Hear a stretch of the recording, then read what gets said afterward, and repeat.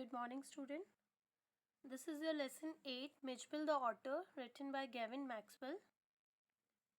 So, this story is about the author and his new pet, an otter whose name is Mitchell. So, in the beginning of 1956, soon after the author's dog passed away, he traveled to southern Iraq. He was too lonely without a pet but wanted to keep an otter instead of a dog this time. He thought that keeping an otter at Camsfurna was a good idea because the otters love water. As Camsfurna was surrounded by water, which was close by, it was a perfect place to try this new idea of domesticating an otter. On sharing his attention of domesticating an otter with a friend, the letter suggested that the author should get one more from the marshes along the river Tigris, as otter were very commonly found there and were generally tamed by the Arabs.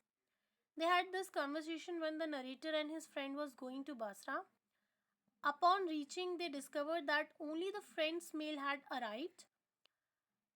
An author tried connecting to England via telegraph, and when there was no response, tried connecting through a call which demanded to be booked a day in advance. He could not connect with them because of a holiday and technical glitches for another 3 days. Finally, his friend left and they both decided to meet after a week. His mail arrived after waiting for 5 more days.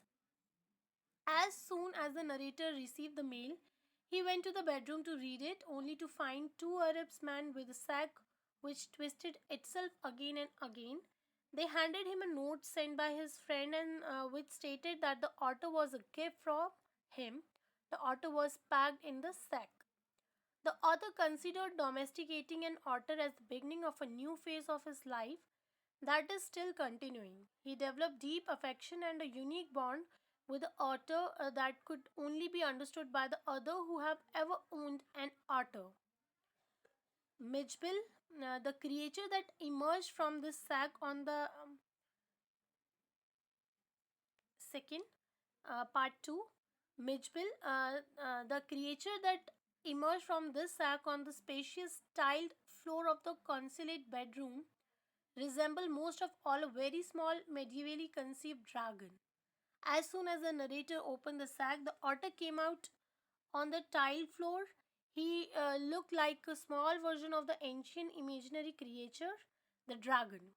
He was completely covered in mud, and from beneath it, small patches of soft velvet fur could be seen. The fur resembled the skin of a chocolate brown colored mole. He shook himself to get rid of most of it, but it took another month of continuous cleaning and washing to bring out his actual color. The author named his pet Midgepil, or in short Midge.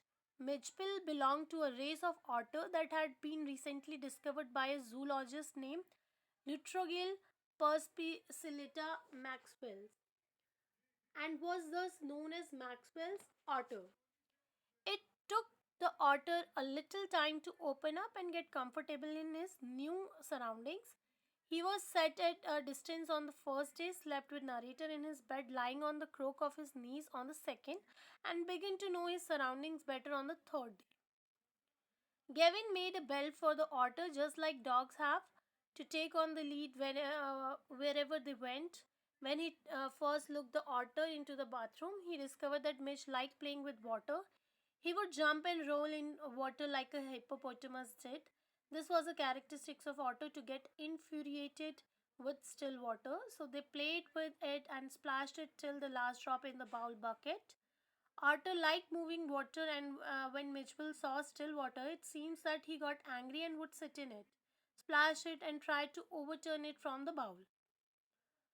Now, soon after the otter became acquainted with the place, he escaped alone to the bathroom and tried opening the tap with his paws.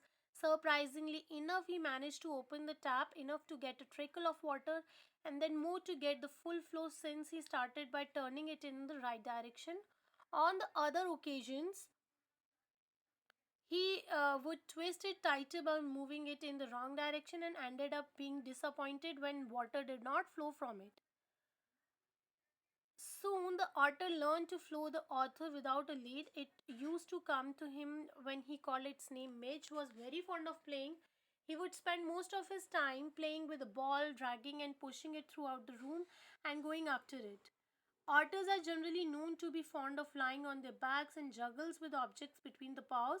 Similarly, Mitch loved and engaging himself with marbles and never dropped one on the floor. He would take two or more marbles and then roll them on his wide, flat stomach.